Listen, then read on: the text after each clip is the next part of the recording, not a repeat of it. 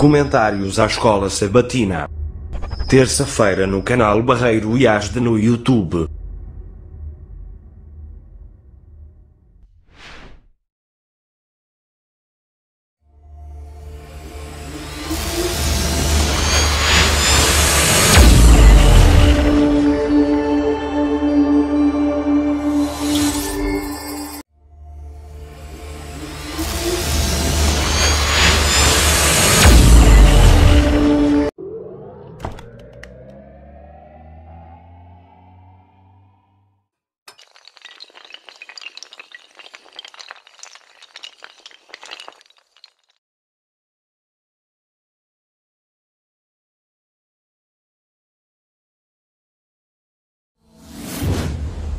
O poder medicinal dos sumos.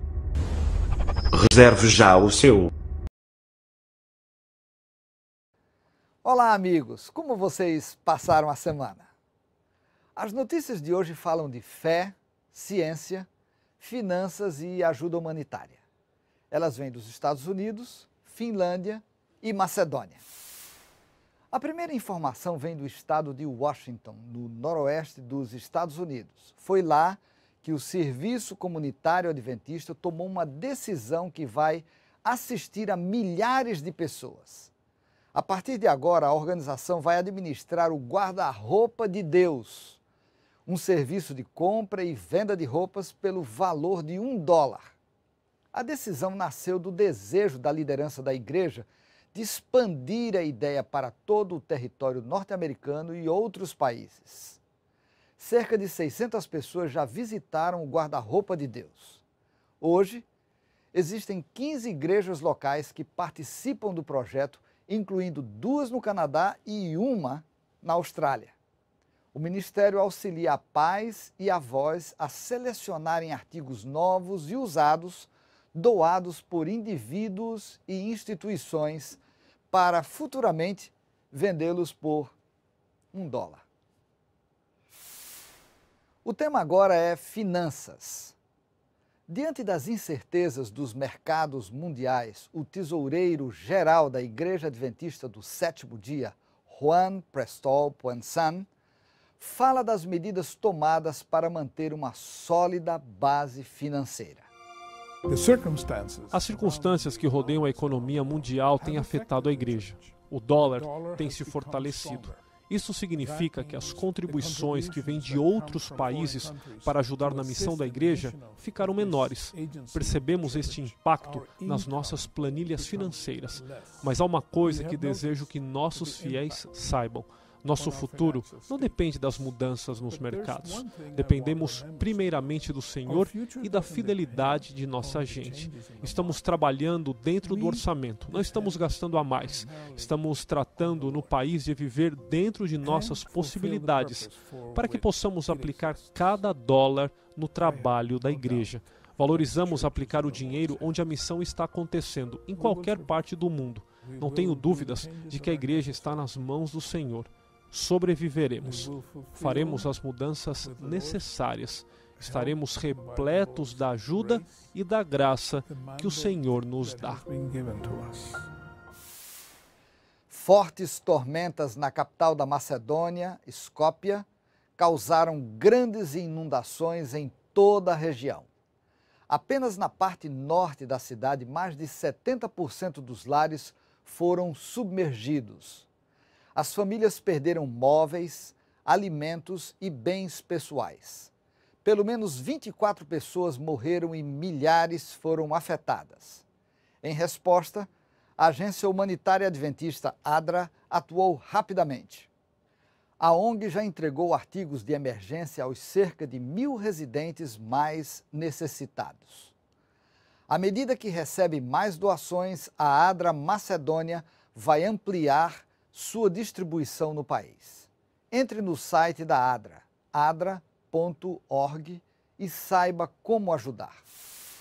E a última notícia vem de Híðardalsskóli, cidade da Islândia, que significa ao lado do Vale Sköll. Neste lugar, um grupo de 75 cientistas, professores e estudantes examinaram as diversas formas naturais que apontam para um Deus criador. Isso aconteceu durante a Conferência 2016 de Campo sobre Fé e Ciência para Professores e Estudantes Adventistas. Organizado pelo Instituto de Pesquisa de Geociência, o encontro durou uma semana. Além das palestras e fóruns habituais, o evento teve excursões a vulcões, glaciares e fontes termais. Os participantes ainda exploraram conceitos relacionados às origens, incluindo placas tectônicas e eventos catastróficos. Suzanne Phillips, professora de Biologia da Universidade de Loma Linda, fala de sua experiência na conferência. Cada vez que aprendo sobre um novo processo, creio que aprendo algo novo sobre Deus, porque realmente e honestamente creio que nele estava a vida, e esta vida era a luz dos homens. E quando aprendo, é o que digo a todo estudante de cada classe que está aprendendo biologia. Se você estuda bio, significa vida, e todo o que significa este estudo, esse é o estudo da vida. Tenho o privilégio de estudar a vida mais do que qualquer outra pessoa, estudando a Deus mais do que qualquer outro teólogo, porque em cada pequeno momento estou observando seres vivos, e esses seres vivos são um reflexo do doador da vida. Então, consigo aprender um aspecto de Cristo, e isso realmente me deixa emocionado. Bem, estas foram as informações da ANN, Agência Mundial de Notícias da Igreja Adventista do Sétimo Dia. Na semana que vem, voltaremos com mais notícias. Até lá, se Deus quiser.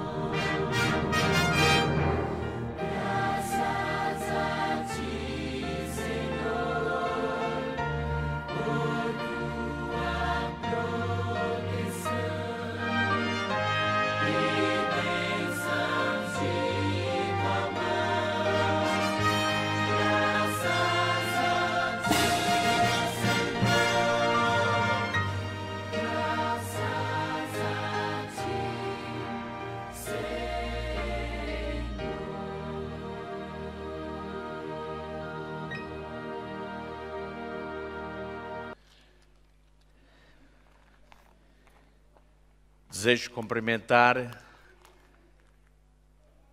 em primeiro lugar, as nossas visitas, dizer-vos que é uma honra, um prazer muito grande poder contar convosco no nosso meio, neste dia de adoração, de louvor ao nosso Deus. Cumprimento também a todos os irmãos presentes, que sintamos todos a bênção do Senhor em nossa vida. Meus queridos irmãos, eu gostaria que fosse projetado um slide com um texto bíblico, servirá de leitura bíblica para nós hoje, como introdução ao nosso tema. Exatamente, muito obrigado, muito obrigado. Cá temos o texto bíblico de Êxodo 3, versículos 7 e 8 e também o versículo 10, que os irmãos podem acompanhar. Tenho visto atentamente a aflição do meu povo, que está no Egito, e tenho ouvido o seu clamor por causa dos seus exatores, porque conheci as suas dores, portanto desci para uma terra boa e larga, a uma terra que mana leite e mel. Vem agora, pois, e eu te enviarei a Faraó, para que tires o meu povo do Egito. Tema desta manhã: a porção do Senhor é o seu povo. Gostaria hoje de falar-vos de um dos meus personagens preferidos do Antigo Testamento. Faz alguns anos, sensivelmente 3 anos atrás, que eu aqui estive num sábado e falei-vos sobre um dos meus personagens do Antigo Testamento. E eu disse-vos, se recordam, se calhar já não se recordam, 3 anos é muito tempo, que era Bezalel, o meu personagem preferido, Bezalel. Não sei se recordam de um tema que eu apresentei sobre Bezalel, pode ser que daqui a algum tempo eu volte a apresentá-lo, mas Bezalel é um dos personagens preferidos. Procurem nas vossas Bíblias depois em casa a história deste homem, Bezalel, fantástico. Damos pouca importância por vezes a personagens que parecem menos evidentes na palavra de Deus, mas não é o caso. Eu tenho 2 personagens preferidos no Antigo Testamento, e estes 2 personagens tiveram algumas coisas em comum, Bezalel e o outro. Se eu vos perguntasse a vós, qual é o vosso personagem preferido do Antigo Testamento? Na quarta-feira passada falamos sobre um personagem que é o meu personagem preferido do Novo Testamento. E perguntei aos irmãos quais eram os vossos personagens preferidos do Novo Testamento. Ouvimos muitas respostas. Agora, eu queria saber de vós qual é o vosso personagem preferido do Antigo Testamento. Alguém quer dizer? Não se sinta acanhado, pode dizer. Como? Davi, Isaac, José, Moisés, mais? Abraão, mais? Josué, excelente. Caleb, Jó, Daniel, Isaías,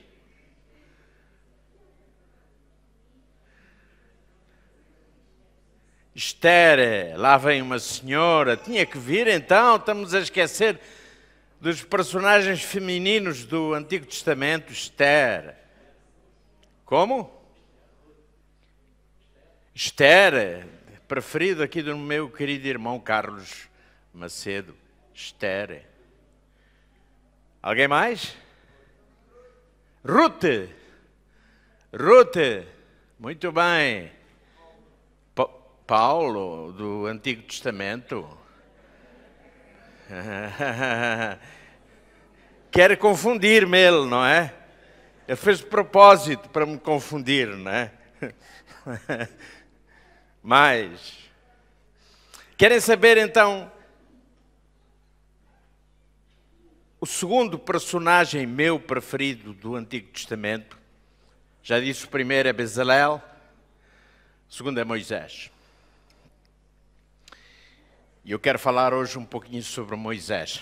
Creio que hoje vamos aprender alguma coisa, eu irei aprender também sobre este homem. Moisés desistiu. Moisés que negou. Moisés que abandonou. Moisés que recusou. Moisés que celebrou. Moisés que atravessou. Acho que não podemos apreciar a grandeza desse homem sem refletir sobre as coisas das quais ele desistiu. E o que significou para ele esse exemplo de grande generosidade e total dedicação ao seu Deus. Mas onde residia a grandeza de Moisés? Vamos abrir a Bíblia e vai ser projetado outro texto em Hebreus 11, 24 a 29. E vamos ler. Pela fé, Moisés, sendo já grande, primeiro recusou ser chamado filho da filha de Faraó, escolhendo antes ser maltratado como o povo de Deus do que por um pouco de tempo ter o gozo do pecado, tendo por maior riquezas o vitupério de Cristo do que os tesouros do Egito, porque tinha em vista a recompensa. Pela fé, deixou o Egito, não temendo a ira do rei, porque ficou firme como o vento invisível. Pela fé celebrou a Páscoa e a expressão do sangue para que o destruidor dos primogênitos lhes não tocasse. Pela fé passaram o Mar Vermelho como por terra seca, o que intentando os egípcios se afogaram. Eu peço aos irmãos que permaneçam com a vossa Bíblia aberta neste texto, ou então ponham lá uma marca, porque vamos ter que voltar aqui várias vezes. As 6 grandes ou 7 grandes decisões de Moisés. A primeira está neste texto, está no versículo 24, que diz que ele recusou ser chamado filho da filha de Faraó. Recusou. A sua identidade estava em causa, em jogo. Não podia haver meio termo. Moisés teria que se definir de que lado iria estar. Do lado de Faraó, dos deuses egípcios, ou do lado do seu povo, do lado de Deus. E Moisés escolheu, recusou ser chamado filho da filha de Faraó. É interessante que há um incidente na vida de Moisés que fala muito da sua identidade. Reparem, irmãos, um dia Moisés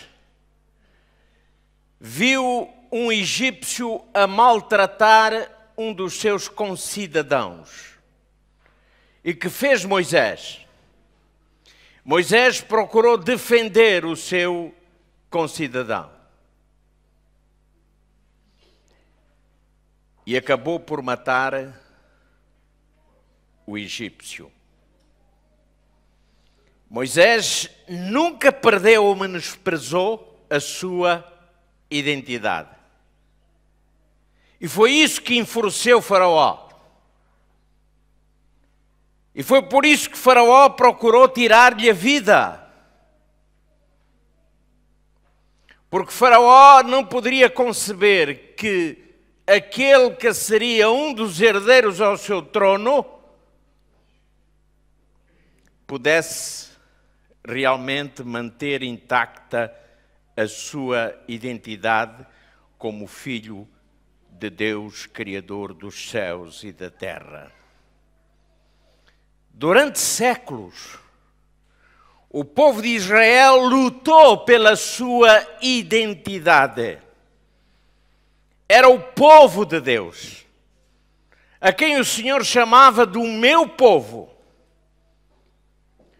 Hoje, nós somos o Israel espiritual. Nós vivemos no âmago de um tremendo conflito. Satanás, Lúcifer, no céu, procurou fazer com que seres angélicos perfeitos perdessem a sua identidade própria. E não conseguiu. Conseguiu em parte, porque nos diz que a terça parte dos anjos do céu se aliaram a Satanás. Esses perderam a sua identidade e ganharam uma nova identidade. Neste conflito, a grande questão é: de que lado nós estamos? Qual é a nossa identidade? Com quem nos identificamos? Com Cristo? Se não nos identificamos com Cristo, logo nos identificamos com o opositor de Cristo. Nesta questão não pode haver meio termo. Não pode. Ou estamos de um lado ou estamos do outro lado. E a palavra do Senhor é bem clara quando diz que não podemos servir a dois senhores. Ou vamos servir a um e aborrecer ao outro, ou aborrecemos aquele e servimos a este. Essa questão é muito clara na palavra de Deus. E aquilo que Satanás não conseguiu fazer no céu, porque a maior parte dos anjos do céu ficaram realmente do lado de Deus e não abdicaram da sua identidade, então Satanás, ele luta com todos os seus meios, com todos os seus recursos, para tentar que nós percamos a nossa identidade como povo de Deus. Quer levar os filhos de Deus a perderem a sua identidade. Cristo ou Satanás? Esta é a grande questão. E isto é uma questão de identidade. Agora perguntamos, mas como é que isso me afeta a mim? E a grande questão é nós próprios sabermos, afinal de contas, de que lado é que nós estamos? De que lado? A grande questão da vida é esta. No grande dia, quando Jesus voltar, diz que haverá apenas 2 grupos. E a um destes grupos, Jesus dirá: vinde, benditos de meu Pai. Ou seja, vocês que não perderam a identidade do Pai, vocês que mantêm a identidade com o Pai, vinde e recebei por herança o reino que vos está guardado desde a fundação do mundo. Mas outro grupo, e este grupo dirá o seguinte a Jesus: Senhor, em teu nome não fizemos nós milagres, em teu nome não expulsamos demónios, em teu nome não fizemos nós maravilhas. E o Senhor responderá: não vos conheço. Vocês não têm a minha identidade. Eu não vos reconheço como meus filhos. Eu não vos reconheço como meu povo. Por isso, apartai-vos de mim. Voltemos a Moisés. E agora ao versículo 11.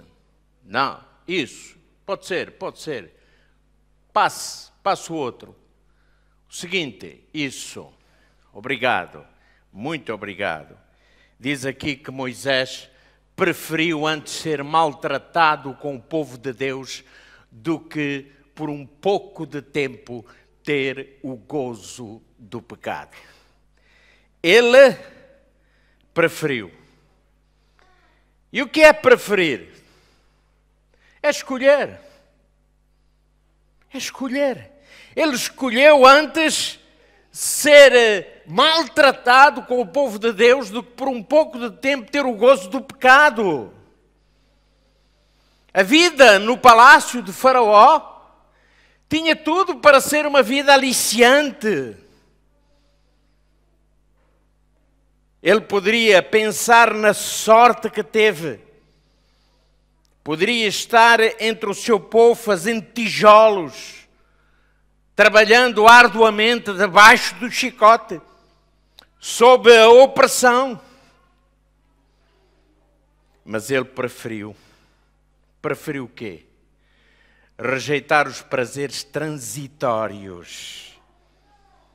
Irmãos, na vida cristã nós temos escolhas a fazer. Nós temos escolhas. Não podemos fugir a isso. Reparem, aqui fala do gozo do pecado. E diz que Moisés preferiu abdicar disso. Porque o pecado pode até produzir gozo. Mas no fim, é amargo. Muito amargo. Muito amargo. Vamos passar aos textos seguintes e vamos ler este texto de Provérbios 14, 12, que os irmãos conhecem muito bem. Diz que há caminho que ao homem parece direito, mas o fim dele são os caminhos de quê? Da morte. Há muita gente pensando, este caminho é bom, é largo, é espaçoso, parece direito,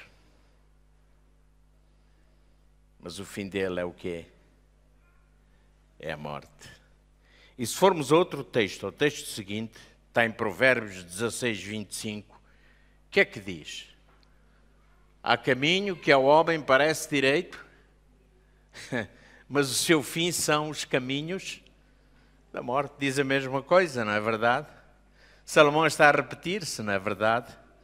Olha, irmãos, quando a Bíblia repete um texto 2 ou 3 vezes, é para nos chamar a atenção de alguma coisa que é importante.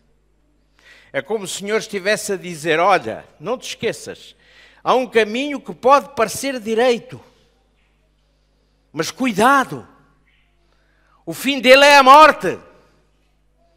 E há muita gente entrando por algum caminho que parece direito, que parece bom, que traz gozo, que é atrativo. Mas cuidado, esse poderá ser o caminho da morte. E a pergunta aqui é: por que caminho nós vamos caminhando?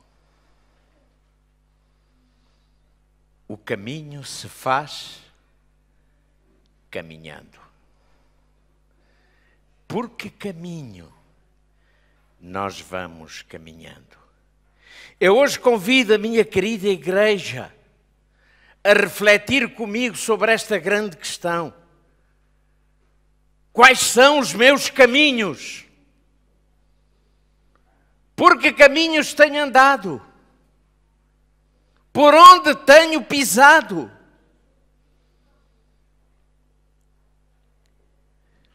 O que é que Deus pede, afinal? O que é que Deus pede? Reparem, há um texto em Deuteronômio, capítulo 10, podemos passar a seguir. Este texto eu coloco nesta ordem, capítulo 10, começo com os dois últimos versículos, 14, 15, e depois passo para os dois primeiros versículos, 12 e 13. E vão compreender porquê.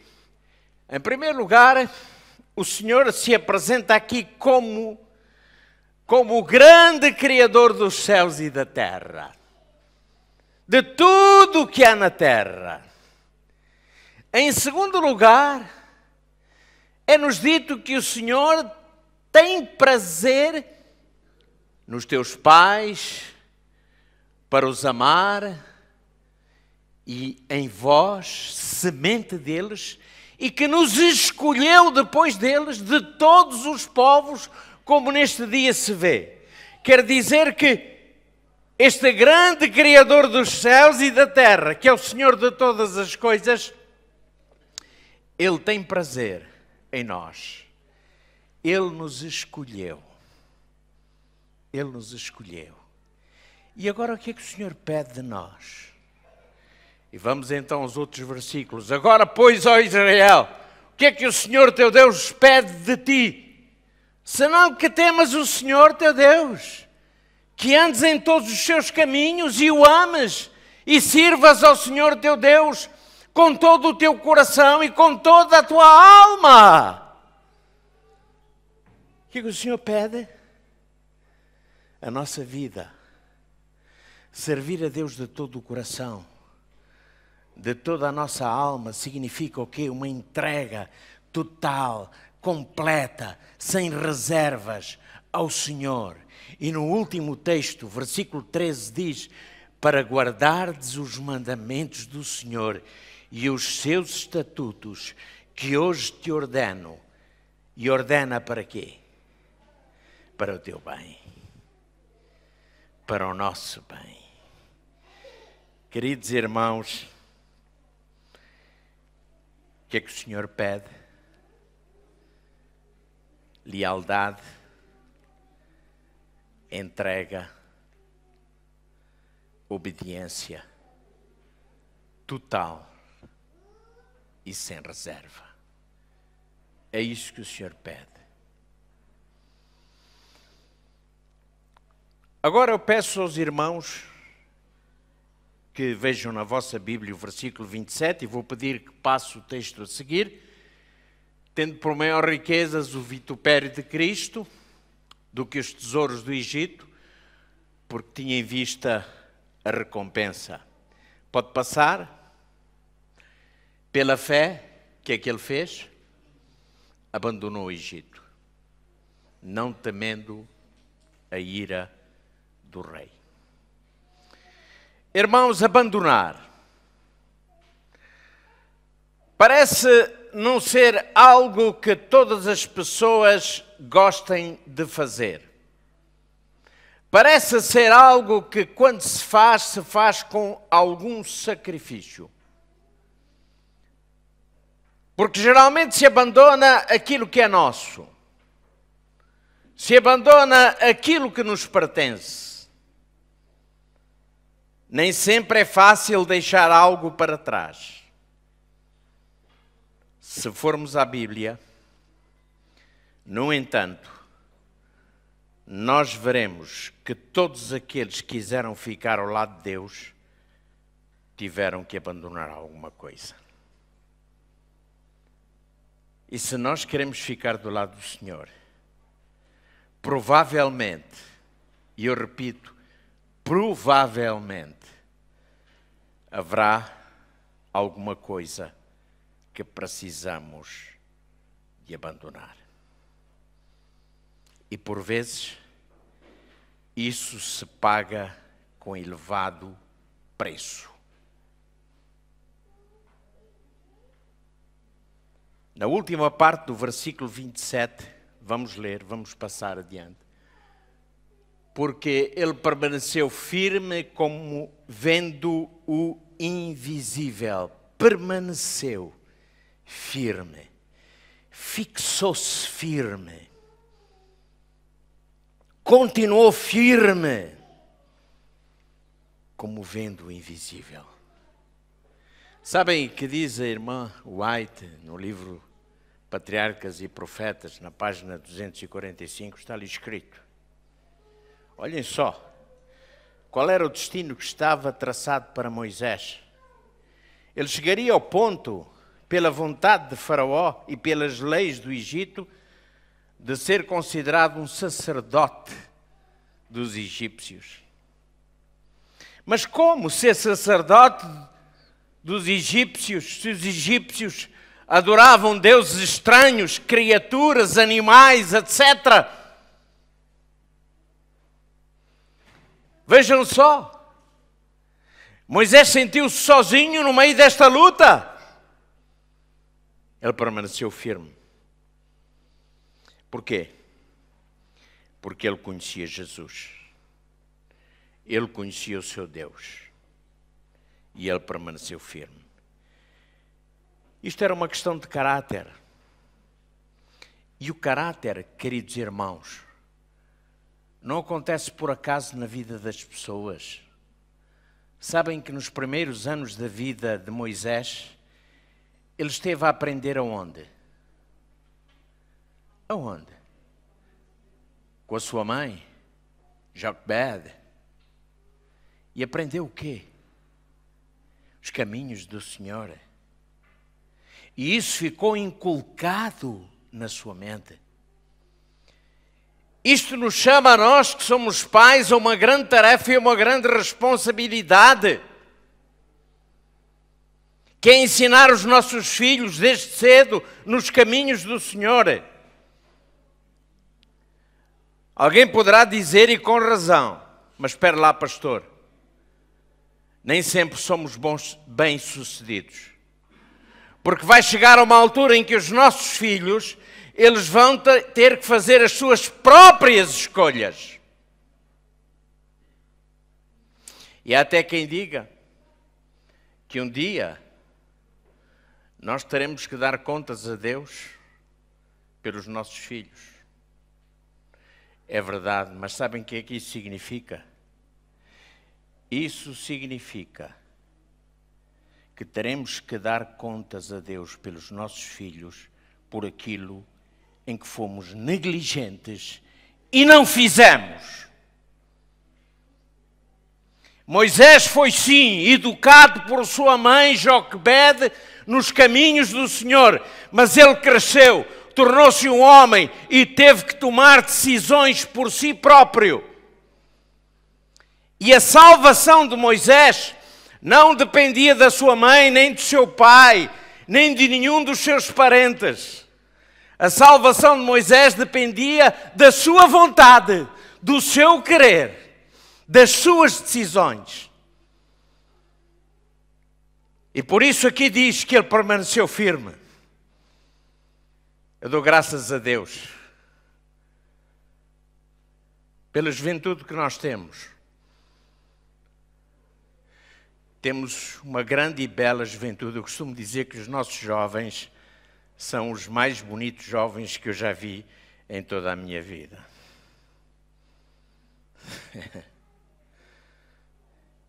E olha, irmãos, eles não precisam de muita coisa para ficarem bonitos. Sabem o que é que eu quero dizer, não é? Eles são por natureza. Mas a beleza, a verdadeira beleza, não é aquela que se vê no exterior, mas é aquela que está no interior e que Deus vê quando olha para o coração. E hoje eu tenho que me preocupar e tenho que perguntar a mim próprio: Deus está a olhar para mim e o que é que Ele vê? Alguém que não está firme? Alguém que é como a onda do mar que vai para cá e para lá? Ou alguém que realmente permanece indubitavelmente firme? Um caráter à semelhança de Cristo não é uma obra do acaso. Não. Não se deve a concessões especiais. Não se nasce já com um caráter formado. Um caráter nobre. É o resultado da disciplina própria e da sujeição da nossa natureza pecaminosa pela superior vontade da ação divina. Ou seja, é deixar que Cristo faça em nós a sua obra.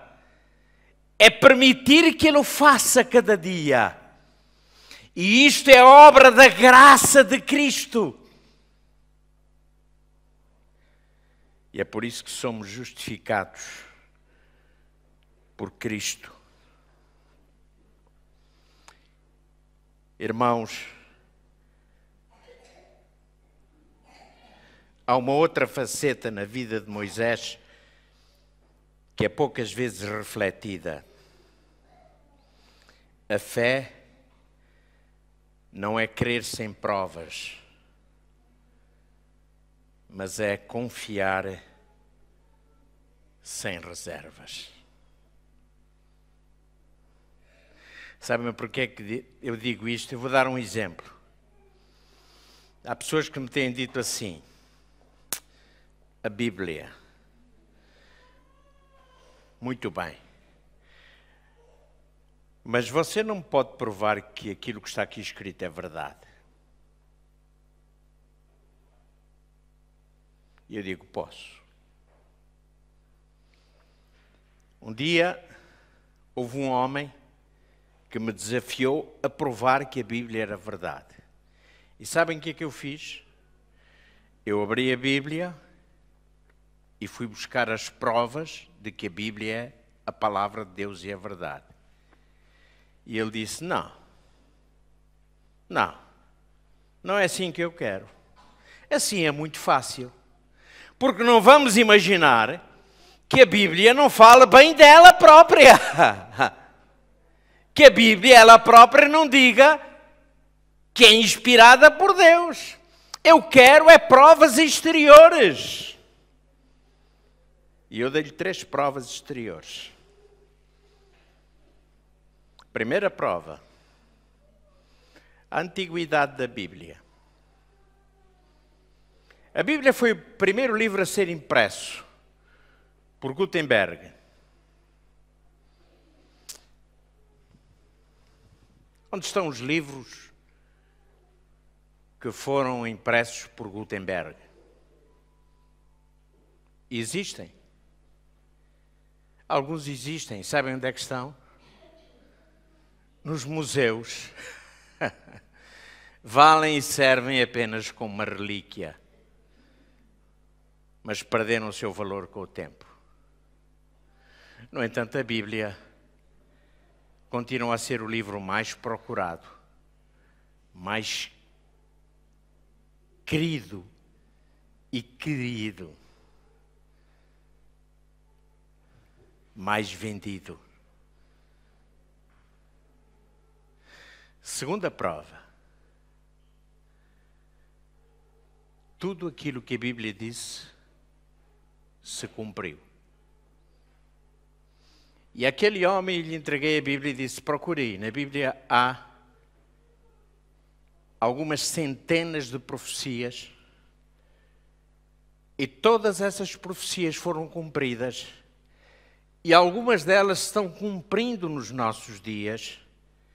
E eu creio que e há outras que se vão cumprir mais adiante.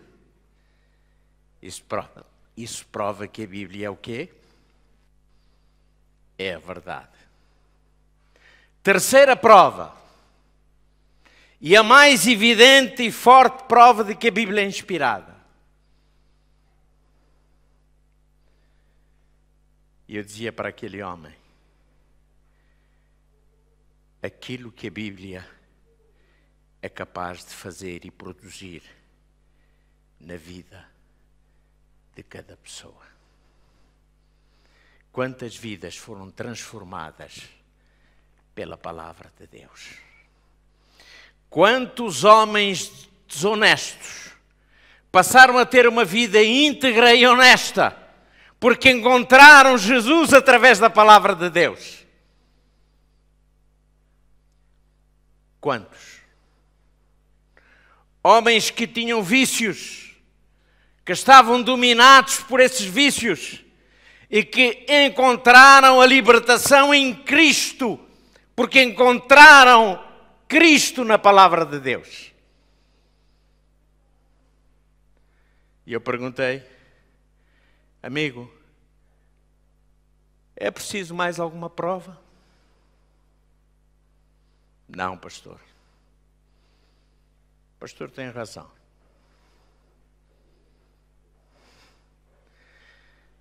Queridos irmãos, a fé não é querer sem provas, mas é confiar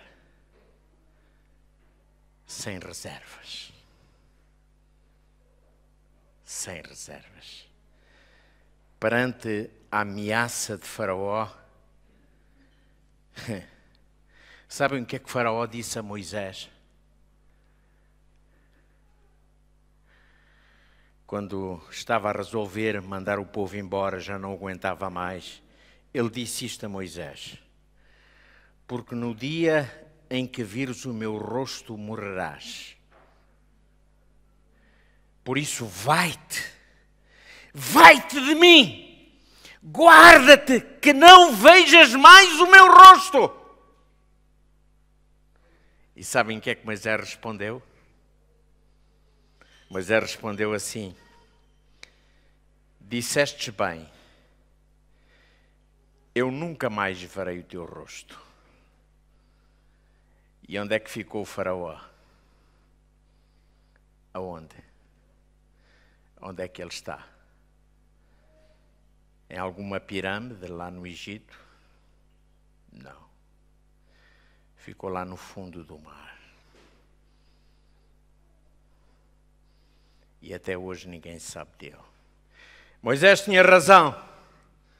Dissestes bem, eu nunca mais verei o teu rosto. Não se brinca com a palavra de Deus. Não se brinca com Deus. Vamos passar. Vamos passar. Querido amigo, mais um clique. Mais um clique. Mais outro. Aqui. Aqui. É o versículo 28 do capítulo 11 de Romanos, não é? Diz que celebrou. Estou com Romanos na cabeça. Obrigado. Hebreus 11, 28. Celebrou a Páscoa. Moisés dizia a seu povo: deixa ir o meu povo para que celebremos uma festa no deserto. Quando a última praga, Moisés diz ao seu povo que mate um cordeiro. O que é que representava este cordeiro? Jesus Cristo. E que o sangue do cordeiro fosse colocado aonde? Nos umbrais das portas. O que é que significa este sangue? O sangue inocente derramado por Cristo em sacrifício pelos nossos pecados. A porta, irmãos, é um lugar de entrada da casa. E logo isto simbolizava que aquela casa estava protegida por Cristo, o Cordeiro de Deus. O reconhecimento e a aceitação do plano da salvação. Olhem como Moisés compreendia essas coisas. E Moisés não inventou isso, ele recebeu do Senhor. E aqui há outra pergunta. O que é que está para além da porta do teu coração? O que é que está? Com quem firmamos aliança? Nós afirmamos com Cristo? Amém. O texto seguinte diz assim: mas se andarmos na luz, como Ele na luz está, temos comunhão uns com os outros. E o que mais? E o sangue de Jesus Cristo, seu Filho, nos purifica de todo o pecado. Esta é a aliança. Quando fazemos a aliança com Cristo, não recebemos esta certeza. Nós passamos a viver com esta convicção de que é o sangue de Cristo que nos purifica de todo o pecado.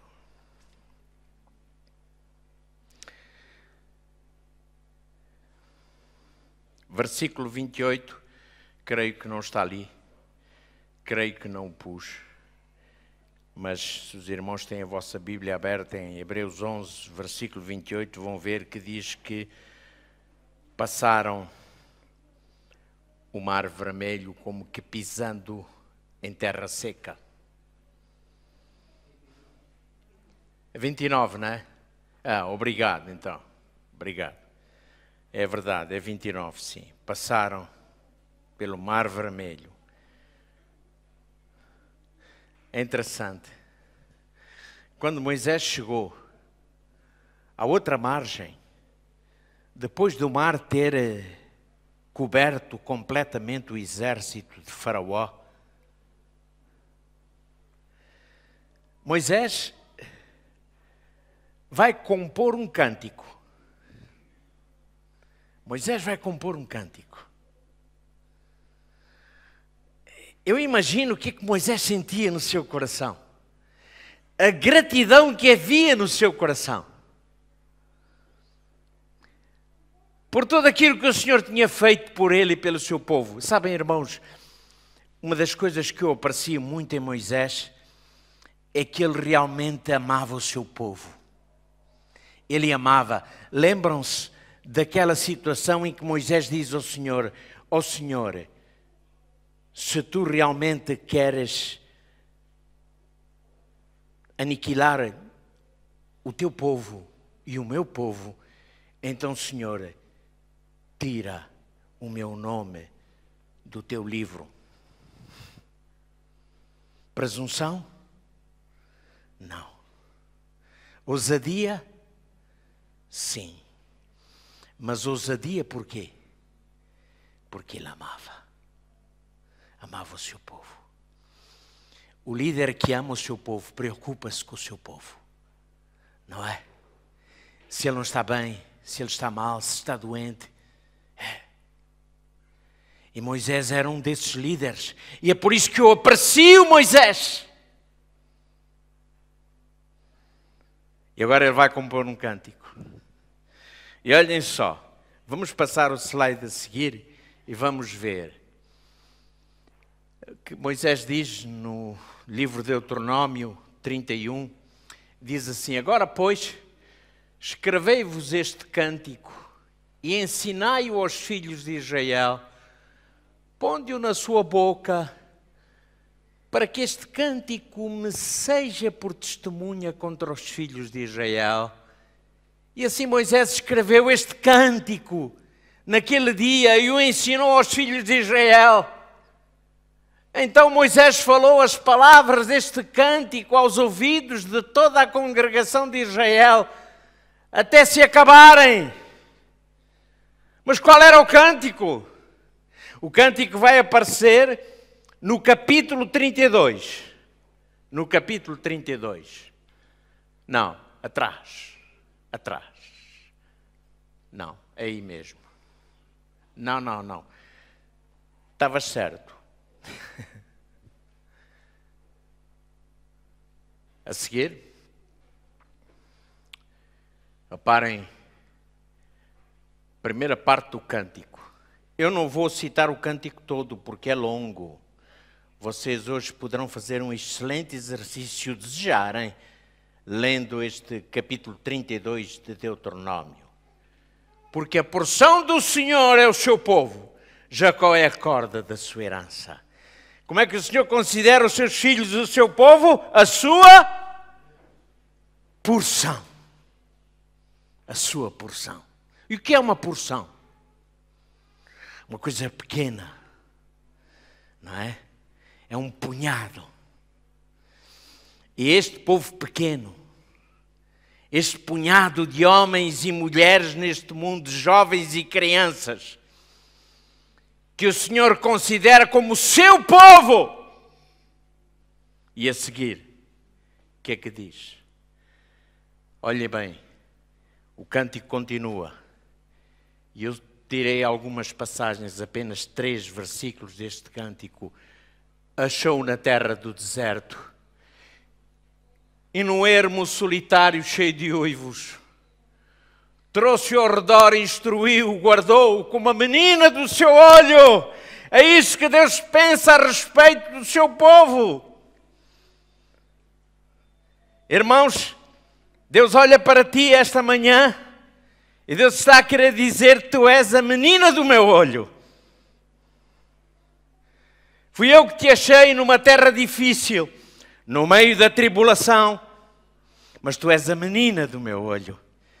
Eu protegi-te. E diz: como a águia desperta o seu ninho, se move sobre os seus filhos, estende as suas asas, toma-os e os leva sobre as suas asas e os fez voar sobre as alturas da terra. O que é que o Senhor deseja? Que o seu povo possa voar. Os mais elevados pensamentos para com o seu povo, Deus os tem. Quando o Senhor diz: os meus pensamentos não são os vossos pensamentos, nem os meus caminhos são os vossos caminhos. Queridos irmãos, que história extraordinária aquela que Moisés viveu. Nós a podemos viver. Nós temos necessidade de viver. Moisés, sim, abandonou, recusou, permaneceu firme, confiadamente em Cristo. E o meu desejo, queridos irmãos e irmãs, esta manhã, é que realmente possamos firmar-nos neste propósito. A nossa confiança em Cristo não seja abalada. E que não sejam as coisas deste mundo que nos possam seduzir. Se há alguma coisa que temos que abandonar, abandonemos, por amor de Jesus. Se há alguma coisa que precisamos recusar, que recusemos, por amor de Cristo. E que assim possamos permanecer firmes.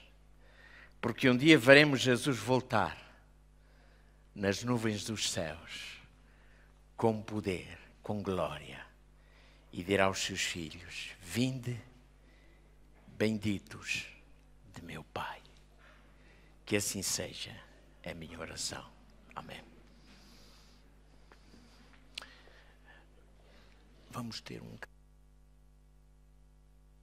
Vamos agora ouvir um momento especial para terminar o culto.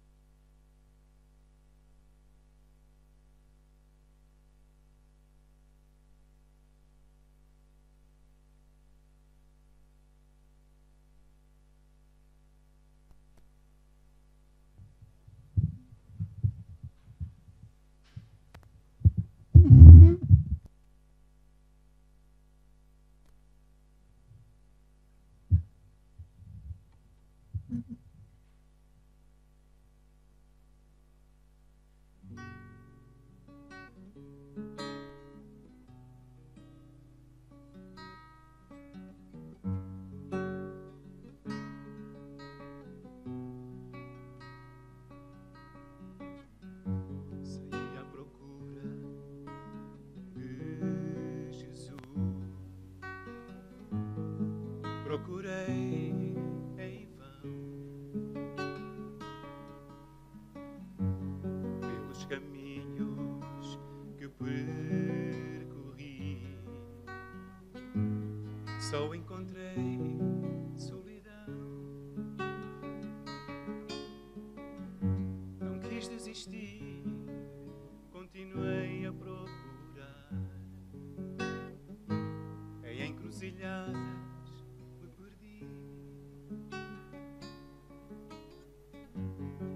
Sozinho, sem compreender seu grande amor por mim. Afinal, estava tudo errado. Jesus Cristo sempre esteve ali ao meu lado. Por não querer, eu sofri. Por rejeitar, eu errei. Foi preciso passar tudo o que eu passei. Jesus Cristo prometeu nunca me abandonar.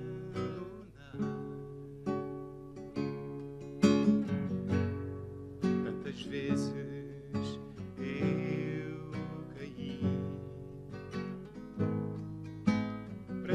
me levantar só por amor, apenas por amor. Esqueceu todo o mal que eu fiz, cada fracasso que me fez desistir. Ele venceu.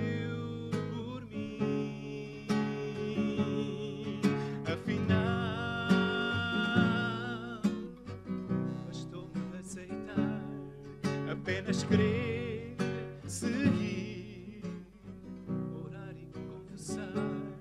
Por não querer, eu sofri. Por rejeitar, eu errei.